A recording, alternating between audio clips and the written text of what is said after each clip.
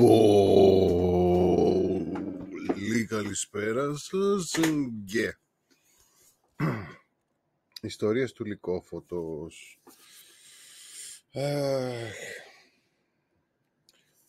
Αυτό το βιβλιαράκι αγοράστηκε με το που κυκλοφόρησε. Για κάποιο διάστημα με την Bell ακολουθούσα όλα τα βιβλία του King, έτσι ανυπομονούσα να τα πάρω από το περίπτερο. Ήταν πάρα πολύ ωραία εποχή, εκεί στο τέλος του Λυκείου και στα πρώτα χρόνια του Πανεπιστημίου, πρωτού μπει ο κλειδάριθμος στη μέση και μας χαλάσει τη φάση.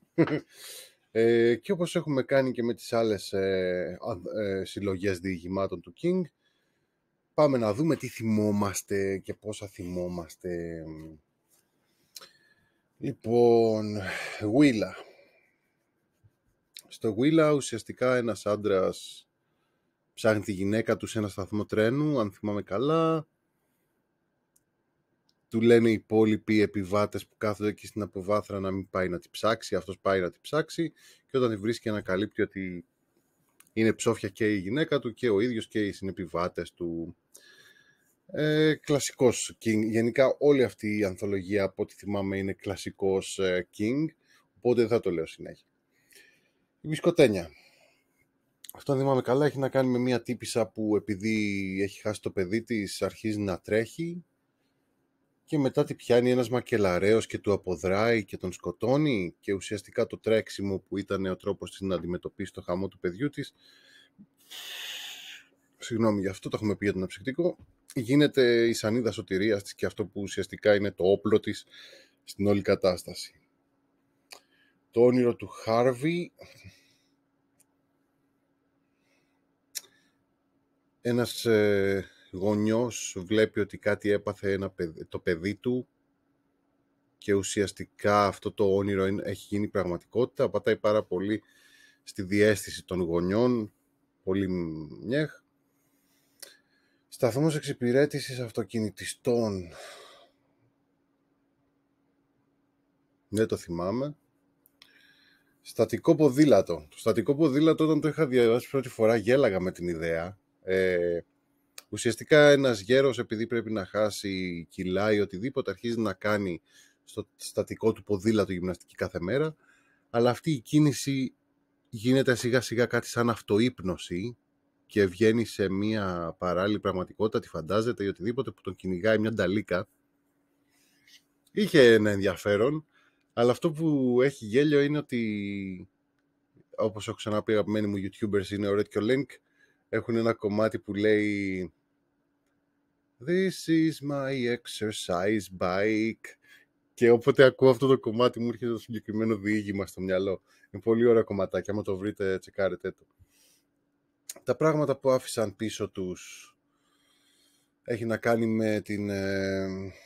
με τους δίδυμους πύργους και ένα χρόνο μετά κάποια πράγματα αρχίζουν και εμφανίζονται στο σπίτι ενός ανθρώπου που έχει survivor's guilt και σιγά σιγά μαθαίνει ότι αυτά τα πράγματα που το εμφανίζονται από το πουθενά είναι αντικείμενα που είχαν άτομα που χάθηκαν από τους δίδυμους πύργους και πρέπει να τα δώσει στους συγγενείς τους.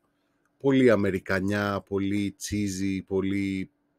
Δεν νομίζω ότι αυτό το γεγονός έναν Έλληνα μπορεί να τον αγγίξει. Ναι, στην Αμερική ήταν κάτι το ρεξικέλευθρο και κάτι που άλλαξε τα πάντα στην άποψη του κόσμου ότι η Αμερική είναι υπερδύναμη και τα λοιπά ή οτιδήποτε.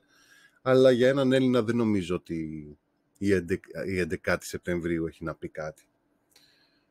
Απόγευμα αποφοίτησης δεν το θυμάμαι. Το επόμενο, N, ήταν ίσως το αγαπημένο μου της συγκεκριμένης συλλογής.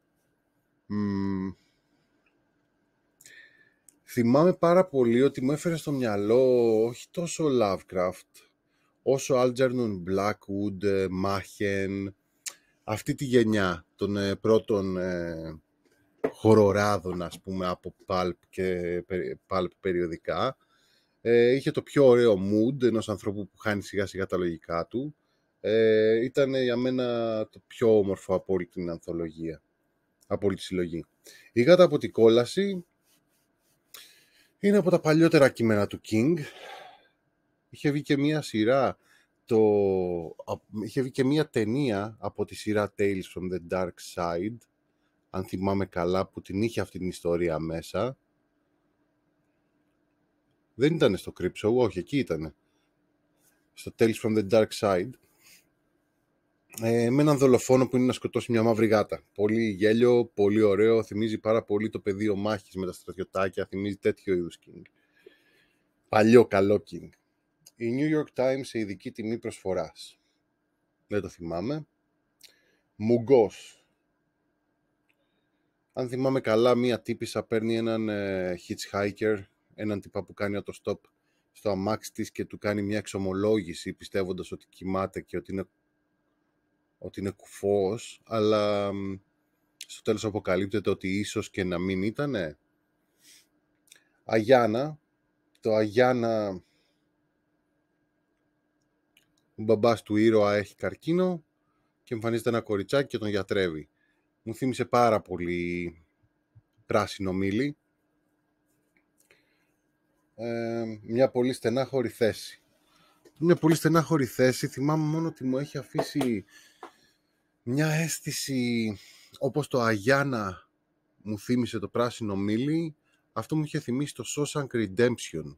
Κάτι έχει να κάνει, ο πρωταγωνιστής κάπου είναι στριμωγμένος και πρέπει να αποδράσει, δεν το θυμάμαι πολύ καλά. Ναι, γενικά πολύ δυνατή η συλλογή. Όταν τη διάβαζα μ' άρεσε πάρα πολύ κάθε διήγημα. Γενικά τα διηγήματα του King είναι πάρα πολύ ωραία τα περισσότερα. Εκτός από κάποια που θα είναι εντελώς αχλά και ηλίθια. Αλλά ναι, γενικά όμως εγώ θα έλεγα skip για τη συγκεκριμένη σειρά. Δεν είναι όπως άλλες συλλογές του για τη συγκεκριμένη συλλογή. Θα έλεγα να κάνετε ένα σκιπάκι. Τα λέμε όποτε. Καλή ζωή.